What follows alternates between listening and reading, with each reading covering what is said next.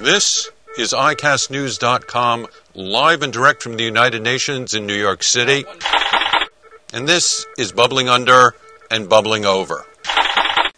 The interaction of nature and man and nature, and the sad business of man acting upon man or mankind are the focus of what's bubbling under and bubbling over at the United Nations this week.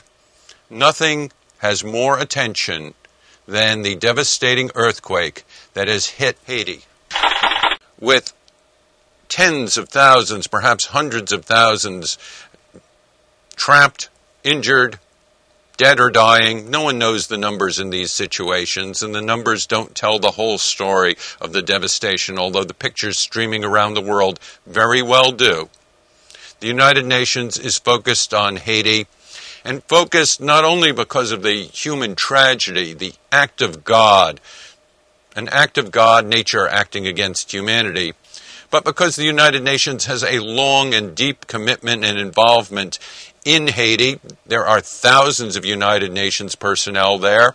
We've been told that the United Nations Stabilization Mission in Haiti, MINUSTAH, knows that at least some 30 of its workers have died. More than 100 are missing, buried in the rubble. Some 1,200 local staff are just being contacted. Secretary General Ban Ki-moon just announced a small miracle. One United Nations bodyguard, an Estonian, was pulled out of 16 feet of rubble and is alive. But in general, what's going on there is just not well known. We do know that more than 72 hours after a 7.0 earthquake hit Port-au-Prince, that the casualties are astonishing. The city of 3 million, Port-au-Prince, is in virtual chaos. The United Nations Stabilization Force acting largely as a police force and also coordinating the aid that is pouring in. The world is focused on Haiti. Large numbers don't tell the story.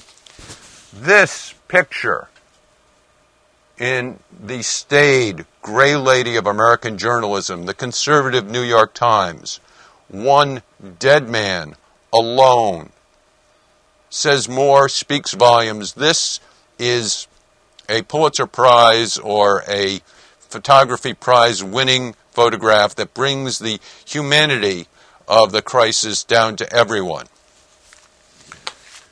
Just as much were the eloquent words of the United Nations Special Ambassador, special man in charge of Haiti for long-term development, and now very much the point person concerned with the immediate needs in Haiti, former President of the United States, William Jefferson Clinton.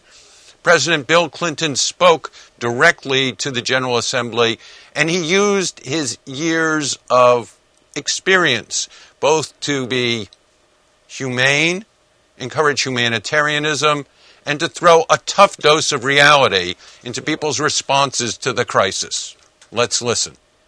I believe the United Nations has done a very good job. Mr. Secretary, I commend you and all the people for the work, the commitment you made, the $10 million, the food that has been pre-positioned in El Salvador that will be taken in, the work of the World Health Organization, UNICEF, and others. I thank the United States, the President, Secretary of State, the Aid Director, the Department of Defense. I thank China, Russia, the neighbors in Latin America and the Caribbean, all the other countries that have offered help. All this is important. I would like to say just three things briefly. Number one, a lot of people out here in the United States and around the world want to help. And the temptation is to send things that you imagine will be needed. We do not have the logistical and organizational capacity right now to handle a lot of things, even if we need those things. Some of the streets are broken, the power lines are down, there are problems. So if anybody within the sound of my voice wants to do something individually or through a group, remember what the Secretary General said. right now, for the next week or 10 days, we need water, food, shelter, and first aid supplies. That's what we need. We've got to save as many lives as possible and keep the people who are wounded as healthy as possible and give water to people where there's no more clean water and feed them. That's what we need. So the most important thing individuals can do who care is to send cash, even if it's $1 or $2. President Clinton's warning and words about heartbreaking images and pictures in our minds were, well, they were everywhere to be felt, and people don't know quite what to make of it. Some of the most psychologically reassuring words uttered this week amidst devastation, amidst what the spokesman for the UN, David Weinhurst, has reported from the scene is a slowly rising mood of anger in the streets because aid has not gotten into the country efficiently and effectively quite yet.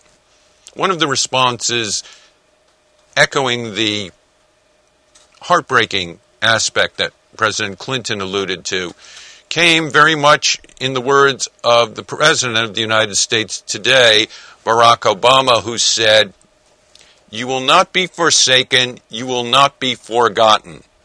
In this, your hour of greatest need, America stands with you."